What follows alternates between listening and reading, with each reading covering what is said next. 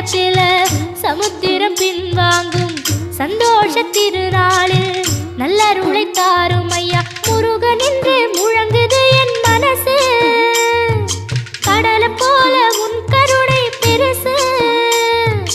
உப்பு காத்து ஊத காத்து சுத்தும் கடலுக்கரைய பார்த்து சத்தியமா கோயில் கொண்ட சுபையா